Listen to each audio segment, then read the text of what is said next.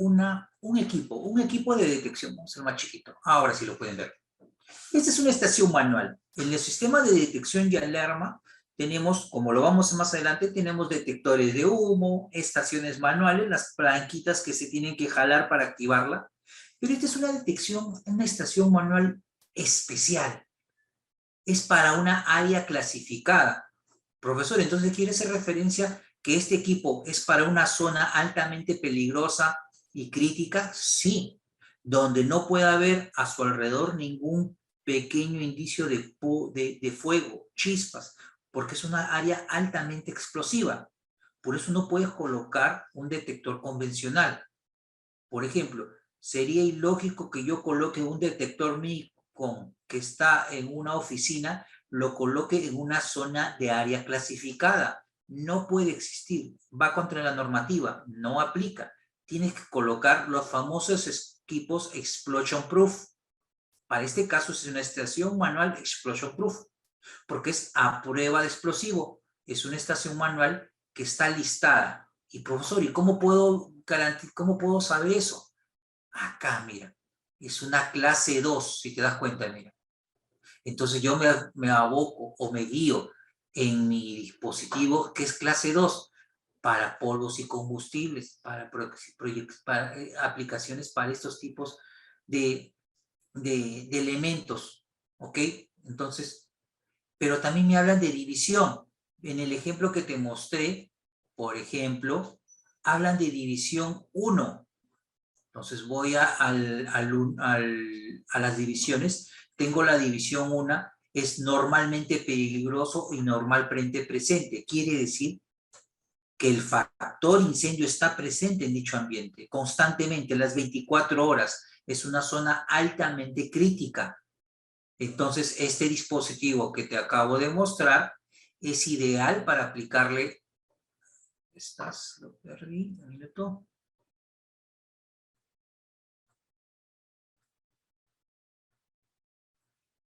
Chicos, disculpen. Ya, ahora sí. Te decía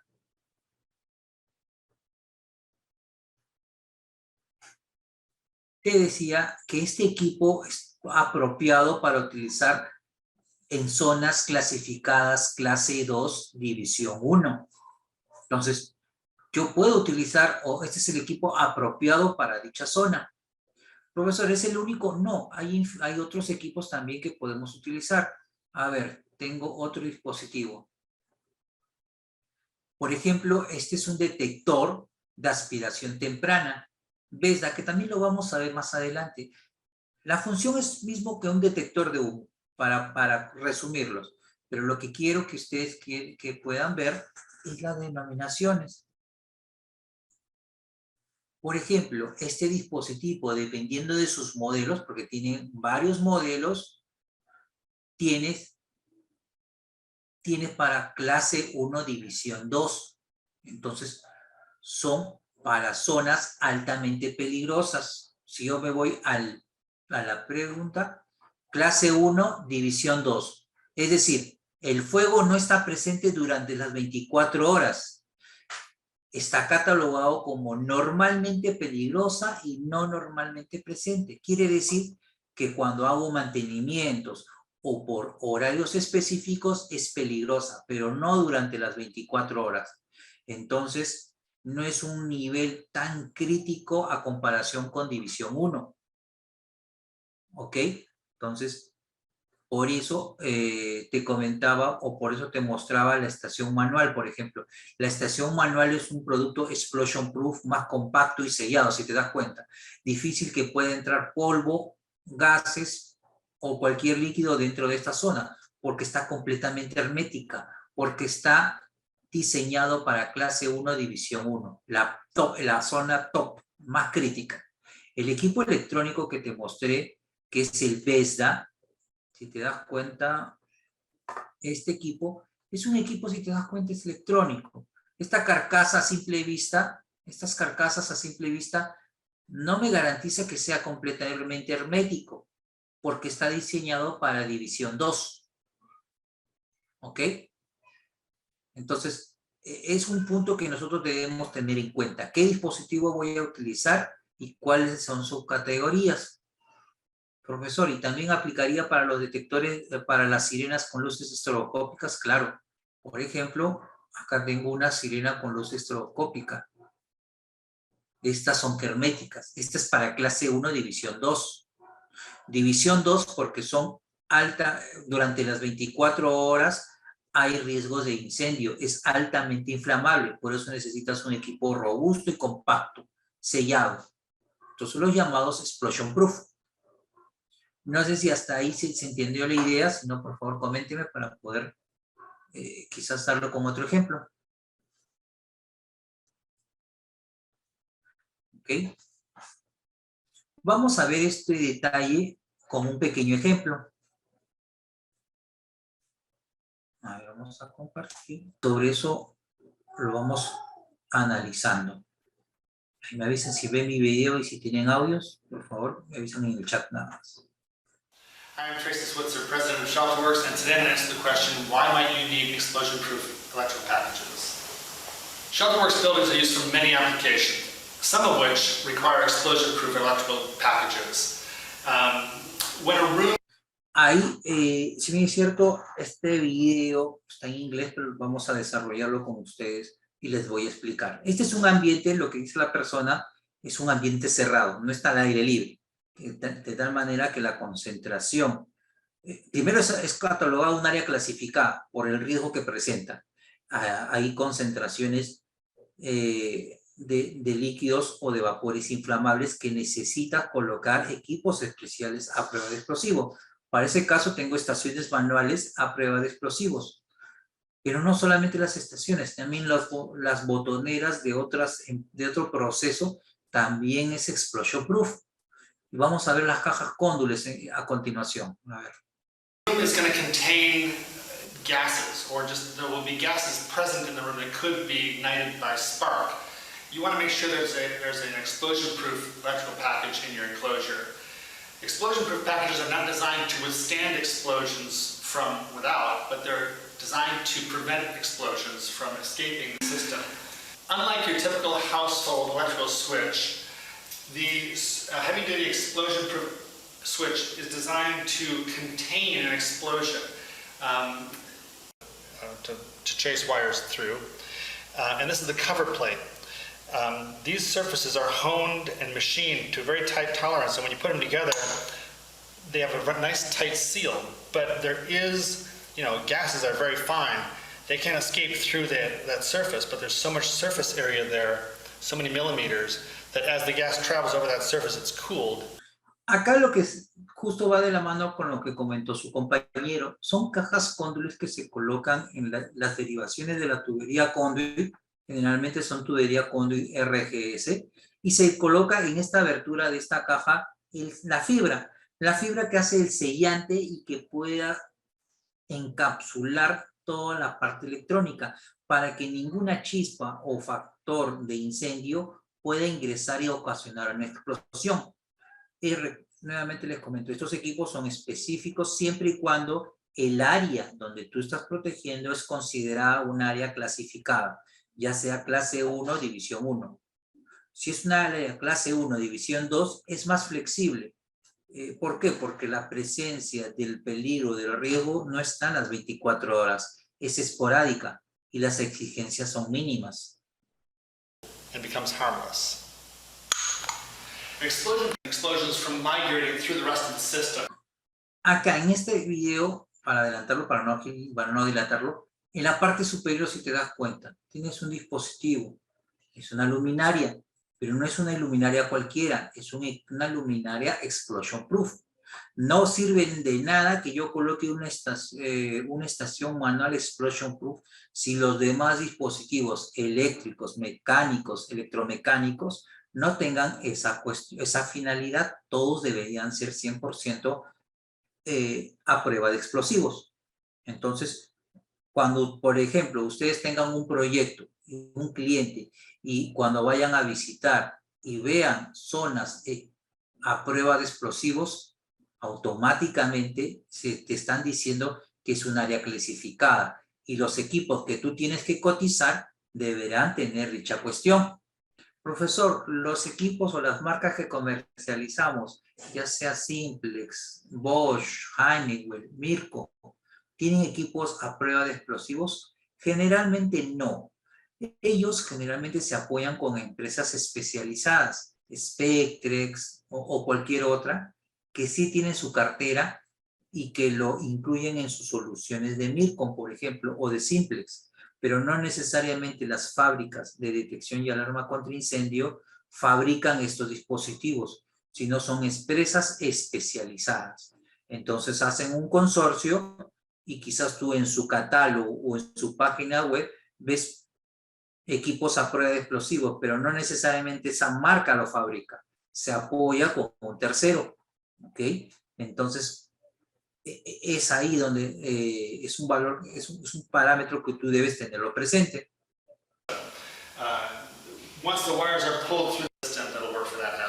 Básicamente, eso es lo que quería compartirte en el significado de áreas clasificadas. En el sistema de detección y alarma, generalmente para equipos, ya no me refiero a áreas clasificadas. Dejemos de lado esas opciones especiales. Aboquémonos en el área común y silvestre, en nuestro medio nacional. Quiero proteger, por ejemplo, me voy a una industria donde están mis equipos al aire libre, o me voy a la mina. Entonces yo debo colocar un equipo apropiado y listado y diseñado para exteriores. ¿Okay? Generalmente estamos hablando de un NEMA 4 o un NEMA 4X, si lo queremos basar en este cuadro. Entonces, vemos acá en la parte NEMA 4 es propuesto para el uso interior o exterior, que brindan protección entre polvos, viento, básicamente los tres tipos que tenemos en el tema de protección. También tenemos el 4X, básicamente. Entonces, yo utilizo, cuando hablo de exterior, como mínimo utilizo estas dos opciones. Por ejemplo, profesor, quiero instalar una sirena con luz estroboscópica en la minera Antapacay. Entonces, y va a estar en la zona de producción. Sería ilógico que yo colocar un panel o un dispositivo con una protección 3R. Como mínimo debería ser 4 a 4X como protección. ¿Por qué? Porque esos equipos están diseñados para trabajar bajo ambientes agresivos. Polvo, suciedad, lluvia, etc. ¿Ok? Los paneles contra incendio, por ejemplo, todos los paneles contra incendio, no, bueno, el 95% de paneles contra incendio de las marcas que ustedes conocen, generalmente tienen una protección 3 a 3R. Casi poco probable que haya un panel que tenga listado para 4X. ¿Por qué? Porque estos equipos van dentro de un cuarto de control donde está protegido, donde hay condiciones aceptables para la operación de productos electrónicos. Por eso que el gabinete no lo listan como exterior. Primero, porque sería más costoso. Segundo, porque no amerita, porque está dentro de un cuarto de control donde el operador puede darle una protección. ¿Ok? Profesor, ¿cuándo publico 7, 8 y 9? Ya para productos específicamente complejos. Por ejemplo, se me ocurre, una textilera donde el polvillo, la micra de polvo es mínimo que ingresa dentro del equipo y que me lo puede dañar. Entonces, ya hablamos de equipos más sofisticados. Pero generalmente nosotros nos desarrollamos para exterior 4x y interior 3R. Si yo lo quiero abocar en la nomenclatura IP, ¿ok? Estamos hablando de un IP66, que sería su símil, se podría decir con 4x. Profesor, ¿cómo sería? Un IP66, el primer dígito vendría a ser 6, totalmente protegido y a prueba de polvos. Y el otro 6, lanzamiento de agua, protecciones contra golpes u olas. Es decir, quiero un equipo para exterior, sería este IP66. ¿Ok? Entonces, va a depender de una u otra opción en tu hoja técnica de tu producto que tú compres, vas a distinguir el tipo de protección. Y es importante que tú tengas en cuenta ello. ¿Ok? Hasta ahí vamos a ver, creo que tenemos 2 consultas de sus compañeros. Las áreas de cirugía en un área clasificada como explosiva o área UCI de hospitales. Las áreas de cirugía es un área clasificada, va a depender mucho de las áreas de cirugía. Generalmente si me dices una área de cirugía donde el equipo médico está operando, no consideraría una área clasificada. Pero si me dices en esta área, en esa área de cirugía, tenemos un tanque de gas, el cual sirve para que el personal haga sus operaciones, sí podría ser considerado una cirugía. Va a depender por eso de los instrumentos que conforman dicho ambiente. ¿Ok? También la ventilación. Si tú me dices, profesor, es un área cerrada donde no hay un sistema de extracción de aire, también podría convertirse en un área clasificada. Pero si hay inyección de aire fresco y extracción de humo, ya no sería un área clasificada porque constantemente el humo está siendo desplazado, es decir, el amago de incendio se reduce. Entonces va a depender mucho del contexto o del ambiente que tú vas a proteger. ¿Ok? Ya que la norma dentro indican que toman corriente y cierta altura deben ser considerados como tomacorriente. Correcto, es correcto lo que comentas. Entonces, siguiendo el ejemplo, continuando con el ejemplo, por ejemplo, de la estación manual a prueba de explosivos, por ejemplo, mira, me dicen un NEMA 7. Entonces, si yo me baso en mi ejemplo, el que hemos visto, NEMA 7, para interiores y áreas clasificadas. Acá está la palabra. Entonces, si te das cuenta, todas las hojas técnicas están relacionadas unas con otras. ¿Ok? Es más, te dice que es para clase 1. También hay una denominación en A, B, C, D, pero no lo vamos a tocar en este momento. Yo quiero que te puedas enfocar en clase U, clases y divisiones. Otro ejemplo podría ser, a ver,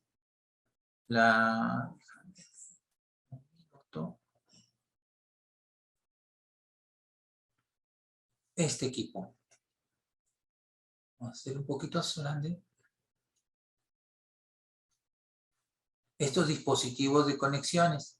Entonces, están divididos, mira, para clase 1, división 2, pero en su grado de protección es un NEMA 3. Entonces ya te indica acá su limitación. Y si yo me aboco un NEMA 3, estamos hablando principalmente para uso exterior. Para exterior, contra polvo, lluvia y seco. Entonces, es importante cuando seleccionamos un equipo, recurramos a su hoja técnica, nos da bastante información de ello. Pero para eso debemos tal vez saber interpretar. ¿Ok?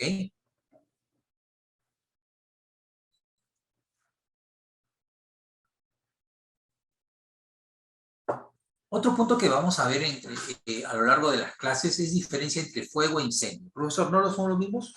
Hay un pequeño criterio muy pequeño que diferencia uno del otro. A ver, acá te lo he puesto con un texto, por ejemplo. Cuando se genera una pequeña combustión en escala se considera fuego. Por ejemplo, yo estoy trabajando, veo una pequeña chispa y se genera un pequeño incendio. Yo mismo puedo, como persona natural, con un extintor puedo apagarlo. ¿Ok? Entonces, ya estamos hablando de un pequeño fuego. Pero cuando hablamos de incendios de gran volúmenes, descontrolables, donde un extintor no va a controlar el incendio, ya hablamos de un factor mucho más complejo, ¿ok? En el cual ya entraría un sistema de extinción, como el que estoy mostrándote. Profesor, en la parte de detección, ¿dónde entraría? En ambos. Ya sea en mi casa puedo colocar detectores de humo, ya sea inalámbricos, como le comenté a su compañero, o pueden ser cableados, o puede ser un sistema convencional, si es un edificio multifamiliar, pero si estamos hablando ya de un incendio, ya estamos hablando de extinción. Puede ser agua, si el material es un clase A, B o C. Si es, por ejemplo, tanque de combustible, estamos hablando de espuma. Si estamos hablando de una cocina, estamos hablando de un sistema de extinción para cocina. El factor K va a depender del riesgo que ellos tienen para colocar o para proteger o extinguirlos. Entonces, no basta con detectar. ¿Ok? A ver, vamos a ver. Y finalmente, para poder cerrar el concepto de detección de alarma contra incendio, vamos a ver el sistema de detección de alarma, cómo se conforma, cómo está diseñado. ¿Ok? Y acá sí nos vamos a detener a analizar más a detalle. Los sistemas de alarma contra incendio están diseñados para detectar la presencia de fuego no deseado. Recuerda, los detectores de humo, los spot, los clásicos que encuentras en oficinas, son detectores activos. Quiere decir que debe llegar una cantidad de humo hacia el detector recién para que opere. Perdón. Pero también hablamos de detectores pasivos, activos. Recuerda, el detector de humo tipo spot son los pasivos. Esperan que el humo llegue a la cámara del detector para que se active. Como estos, que te estoy mostrando. Estos dispositivos. Todos estos dispositivos son detectores. ¿Ok? Pero también vamos a poner con el cursor para que lo puedas visualizar mejor.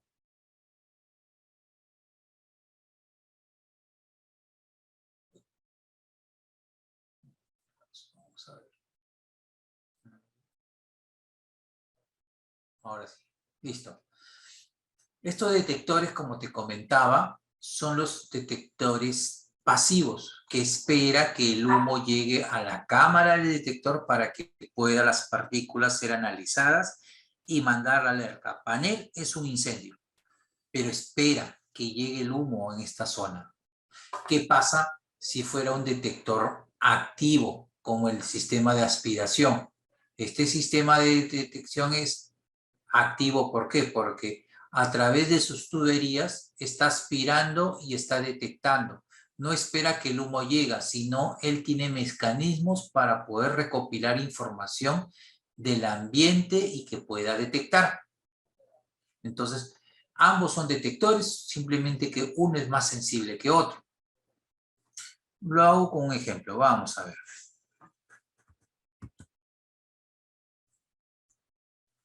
Unos minutos. Lo explico con un ejemplo para que pueda ser más didáctico. Regálenme unos minutos.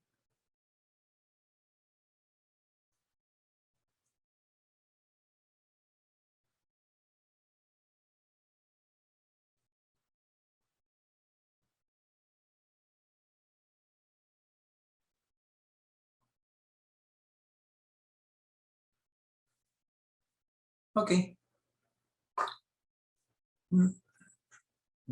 Espero que vean mi pantalla. A ver, este es un equipo de aspiración temprana. Cumple la misma función que un detector de humo. Profesor, pero ¿por qué está este equipo si es un detector de humo en la pared y no está colocado en los techos como los detectores de humo?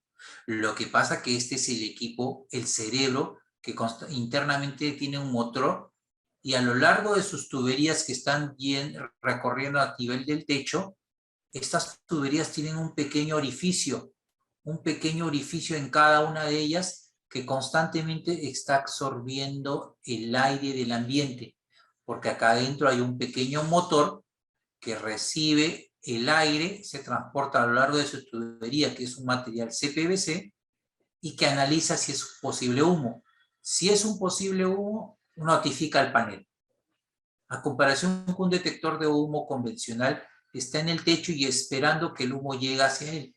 Él no, al ser un equipo activo, hace que él mismo genera su funcionamiento. Él mismo capta todas las concentraciones de aire que hay en este ambiente a través de sus orificios y llega al dispositivo. Entonces yo te pregunto, ¿cuál es más sensible? ¿El detector de humo por aspiración temprana o el detector de humo spot que coloco generalmente en los techos? Definitivamente el primero. El primero porque es más sensible. Profesor, ¿la normativa también lo avala? Sí, claro que sí. Entonces, en la NFPA que vamos a ver más adelante, 7.2, mencionan de este tipo de detector. ¿Cuáles son las marcas más comunes, profesor? Bueno, en realidad existen dos, las que son más, han agarrado o que tienen mayor presencia en el mundo. Estamos hablando de Extralis, Vesda, y el otro también es Safe. Por ejemplo, vamos a encontrar con Bosch, vamos a encontrar con Siemens, que también tienen su sistema de aspiración. Pero al menos personalmente, las que me he encontrado en el medio peruano y en los proyectos que los clientes tienen, son esos dos que te he escrito en el chat. ¿Ok? Entonces, el sistema de detección, para poder explicarte más a detalle, está conformado por un pequeño panel, el cerebro. ¿Ok? Este es el cerebro en el cual todos los dispositivos de campo van a reportar al panel. ¿Ok? A través del panel yo voy a controlar varias secuencias. Es decir, a través del panel yo puedo hacer un cableado para todos los detectores de humo. Es decir, si un detector, por ejemplo, humo, se activa, a través de este cable voy a llegar hacia el panel y le voy a comunicar. Profesor, ¿qué protocolo de comunicación maneja este cable? No es un protocolo industrial como un Modbus, Longboard, BACT, no. Es un protocolo propio de cada marca. Por ejemplo, en Simplex es el protocolo de comunicación IDNet, ¿ok? En Honeywell, que pertenece a Notify y los demás, es un protocolo llamado CLIP. Dependiendo de cada marca, manejan su tipo de protocolo. Es por eso que un detector de humo Mircon no le puedo colocar en un panel de Notifier. ¿Por qué? Porque los dispositivos tienen lenguajes diferentes de comunicación. ¿Okay? Profesor, disculpe, ese siempre y cuando sean los detectores de humos de IP, ¿verdad? Correcto, los direccionables. Luz address es lazo direccionable, siempre y cuando sea direccionable. Pero ¿qué pasa si yo coloco dispositivos convencionales, como su compañero ha dicho? Sí, pues acá en este escenario sí lo puedo hacer, porque estos convencionales pueden ser detector Mircon, Hochiki, Secutron, Bosch, Simplex, Infinidad System Sensor, todas las marcas. ¿Pueden notificar al panel? Sí, pero no de manera directa. Lo hacen a través de un pequeño módulo. Este módulo tiene la inteligencia necesaria para poder reconocer estos detectores convencionales de otras marcas y recién él podrá notificar al panel. ¿Por qué? Porque él no tiene la suficiente inteligencia o no maneja el protocolo de comunicación. Mas sí él sí puede entender, él puede manejar el protocolo de comunicación del panel y estos detectores van a reportar a él, a este módulo, y este módulo va a reportar al panel. Entonces acá estamos viendo una convivencia de un sistema direccionable, pero también un sistema convencional. No sé si hasta ahí alguna consulta, chicos.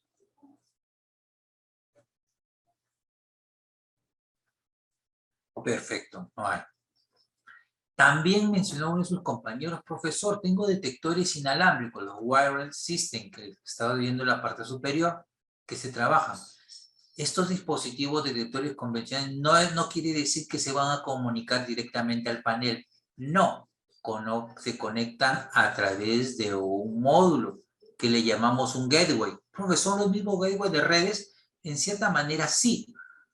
Este equipo inalámbrico notifica a este dispositivo, a este módulo, recibe la señal y como él maneja el protocolo de comunicación del panel, lo notifica. Estos equipos pueden soportar 3, 5, creo que hasta 6 detectores inalámbricos. Profesor, ¿y por qué no aceptan más detectores inalámbricos? ¿Qué pasa? Estos equipos al trabajar de manera no cableada, hay una pérdida de señal. Por ejemplo, tengo una casa o una planta industrial o varios pisos donde la señal se pierde conforme van avanzando las paredes. Perdón, pierden entre un 15 al 18% de su capacidad por cada pared que cruce.